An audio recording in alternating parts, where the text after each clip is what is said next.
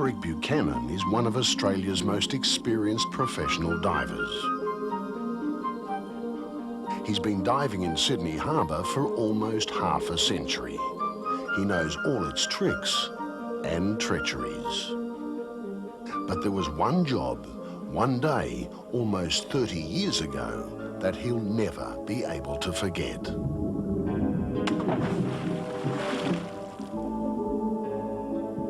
That day, he was working about 40 feet below the surface on the bottom of Sydney Harbour.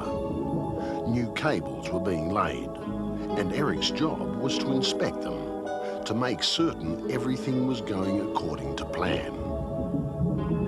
He was decked out in a cumbersome hard hat and a bulky diving suit. He was alone down there, but he did have voice contact with a boat above. Today, he recounts what happened in his own down-to-earth, laconic way. But back then, 30 years ago, it was a frightening experience. Anyhow, I felt, a thump on the cable I was standing on, and I said, "Who's down here with me?" And they said, "Nobody." And I said, "There must be somebody down here because I can feel them walking up the cable." And they said, "No, there's no one down there with you."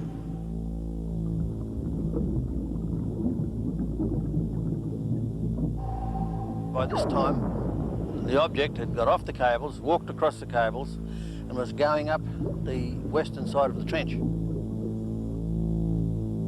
The sun was shining brightly in the water, and there was a perfect silhouette of a hard hat diver climbing up out of the trench into the sun and just kept going.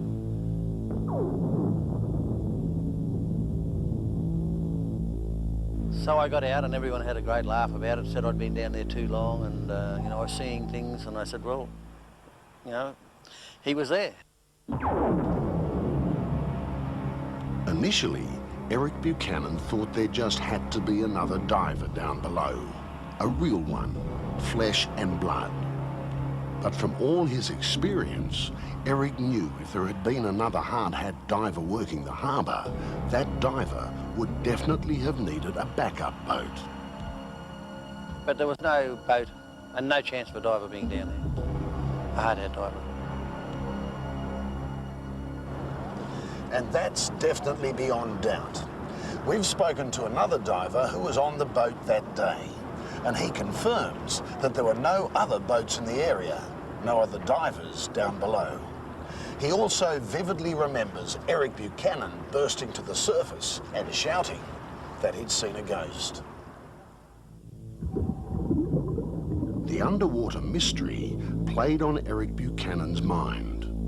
He went over the eerie scene time and time again, and one by one, he discounted all the logical explanations. There was no mud cloud. If I had walked across there'd have been a great cloud of mud, but there was no mud cloud. There was no hose to the surface, and there was no air bubbles. A hard hat diver has a constant stream of air bubbles. But that wasn't the end of the mystery. The day after Eric Buchanan saw the phantom diver, one of his colleagues working in the same place saw the same thing, and it scared the wits out of him. The diver down there came rushing to the top, and he said, "I just saw a diver walk past, a hard hat diver walk past."